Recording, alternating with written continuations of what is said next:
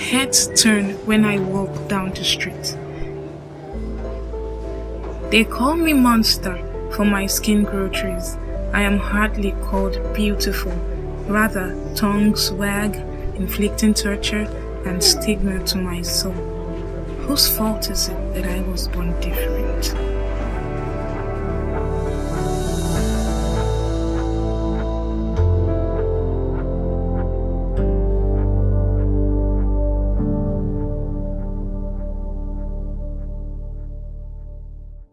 My name is Okhimhe.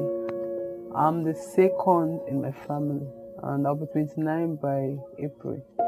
Growing up was kind of hard because I noticed that my skin looks different from others, and it comes with a lot of, let's say, bullying. Yes, it came with a lot of bullying. I had low self-esteem on myself. I didn't really want people to, maybe when we have misunderstanding, they will start insulting me. I just said to stay off people, because most time when you insult me with my condition, it hurt me so much that I shed tears.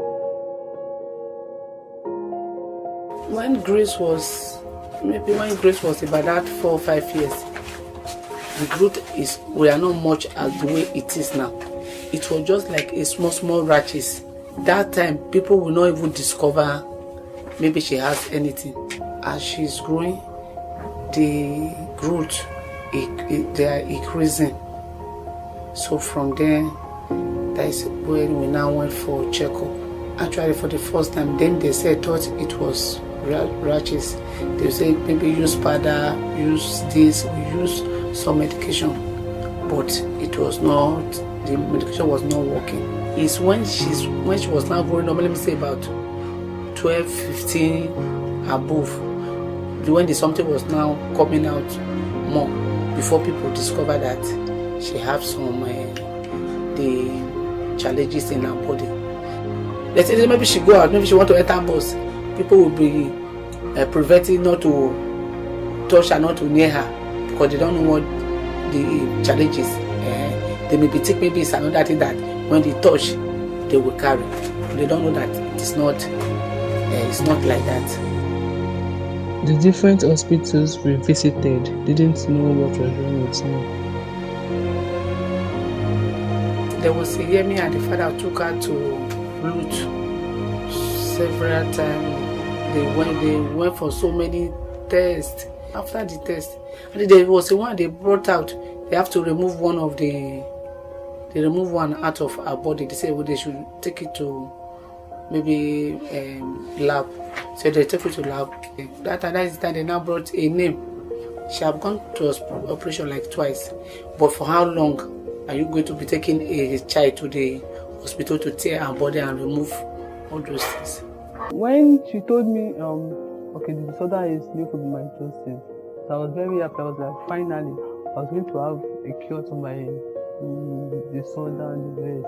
They told us that neurofibromatosis does not have a cure. Oh God, at that point I was heartbroken. Like, does it mean that I'm going to remain like this for the rest of my life? I was really sad. So neurofibromatosis, if you had to put it in loose translation, it just simply means a nerve tumor increase.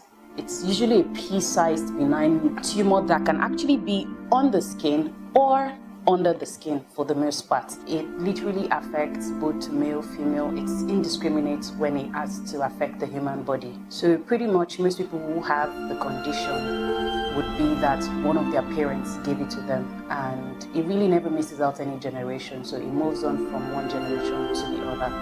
On the other hand, at the same time too, some people might not have a genetic predisposition to it, but then they just find out that out of the blue they have neurofibromatosis.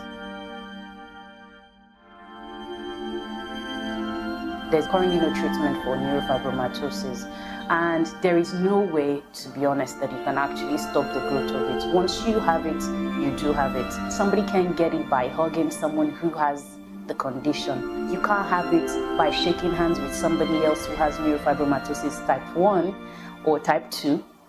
You can't have neurofibromatosis by kissing somebody who has it.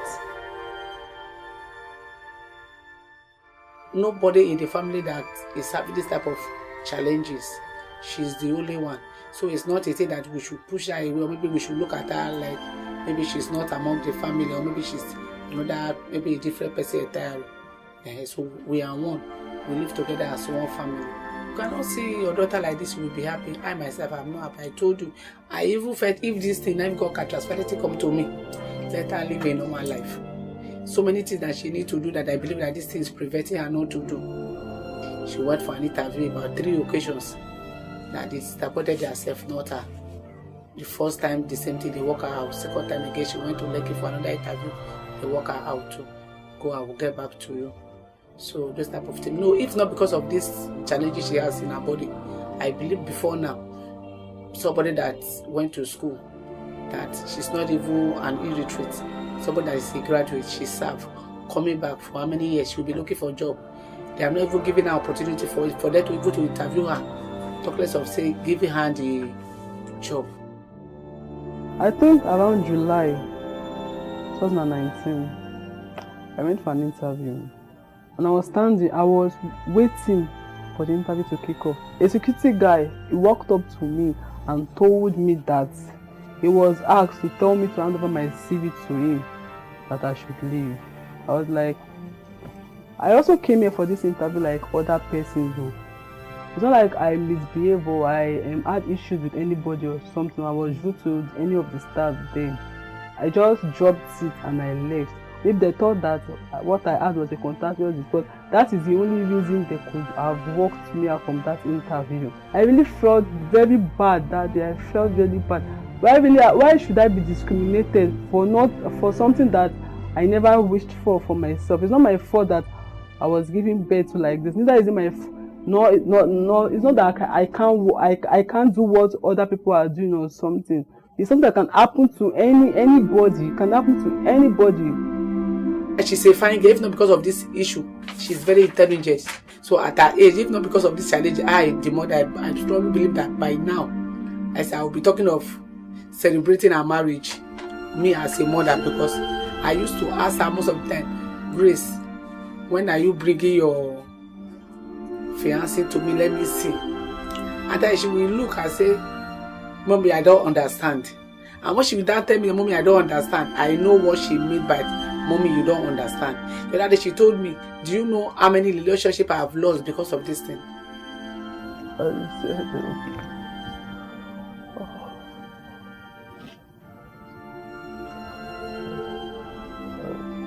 The condition is part of what is pushing it away.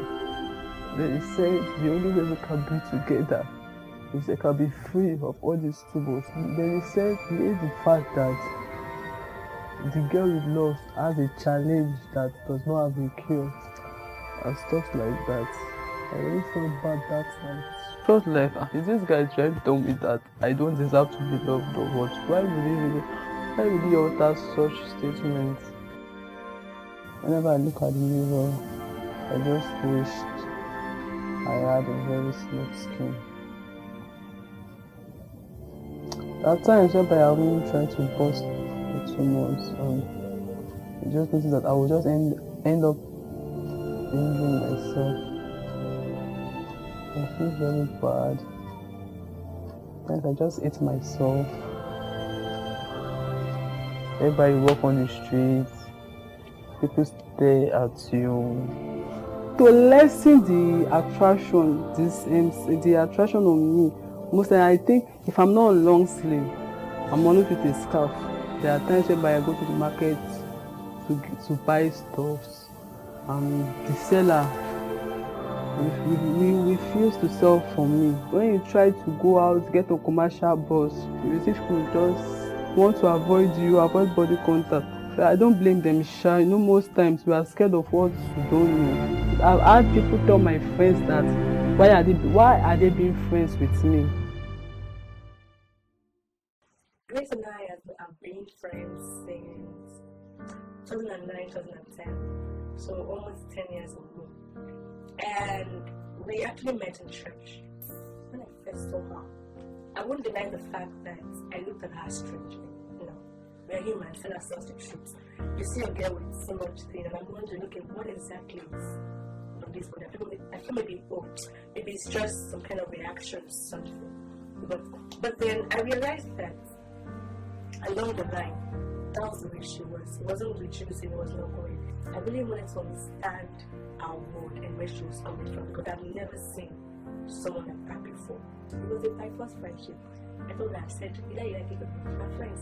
But once she saw I was real, I really went being a friend. She was able to loosen up and then to date her friends and then for 10 years I've been a friend. I've been a friend, and I've seen a whole lot of people look down on her, especially in church. There's something I do, even without her knowledge. I deliberately hug her in front of people, and I dance. Ask her. I'm always dancing this. And she's like, Emily, you've come again, leave me alone. And like, that's with me, like, you know that, and then she's like, what is it? Leave me. Just to make her smile, so she does not really think, because Grace can think, man. I've never seen somebody think so much. I was thinking at something, I said, I can only be your friend, but I cannot genuinely feel what you go through. The truth between we are humans, we don't understand what we feel. I cannot feel your feelings for you. I can only understand what you feel. So I've always been there to understand her. Sometimes put myself in her shoes and get to know. Emily is one of my closest friends. She has really helped me build my self-esteem. She doesn't make me feel low of myself. She's just amazing. I love her for one thing. She always tends to make herself happy. No matter what. I will give her no matter how much. And when I'm in a bad mood sometimes, I say, what can I do? I say that I smile. I smile. It's okay, I'm fine. And I'm fine, I need a look. And she said, to me, I'll smile for you now. But then that's what Grace is. She's just an amazing soul. Grace would always slay. And she does not really care what you're doing or what you think. You see her with the high heels and her makeup, her strange makeup though. Her makeup, and then she's all lively. I built my confidence. I just have to encourage myself to be happy no matter what. I tell myself I'm ever gorgeous. Yeah, ever gorgeous Gracie. Yeah, that's my name. Every start me these days, if it was before me I would just throw away my face, but now look at me, I'll look at you back, eyeball to eyeball. I really appreciate everybody, all my friends, people that did not see my condition before becoming friends with me, that accept me the way I am, that love me the way I am, that has never discriminated me in any way. I just want to say a very big thank you to them. I really appreciate it, because you guys don't know the way you've melted my heart. You make me feel like, yes, I deserve to be loved, like I'm appreciated. Presently, I manage my mom's business, at the moment. But I'm planning something for myself, like setting up my own foundation, which has a vision of, like, to be a voice against discrimination of certain disability. It carries my name, Gracie Special. I like that name very well. In the next 5 years, I see myself doing super great. Even what nobody expects I can do. I'm going to do it.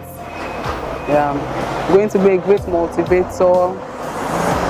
I'm going to give up to those that are about to give up. I'm going to use myself as an example to them, because many times I almost give up. I'm going to do great things, don't worry. Just watch me. My advice to those living with NFS should embrace everything that makes you different, number one. Number two, be comfortable in your skin. Don't be ashamed of your scars, because your scars make you beautiful and unique. And my advice to the society, when you come across those with physical challenge, health disability, whatever kind, just those people that look different, you know what you do? You embrace them with love. You understand? Because that's like your greatest support to them. You embrace them with love, because it makes you realize some things, how strong they are, how lucky you are, and how wonderful God is.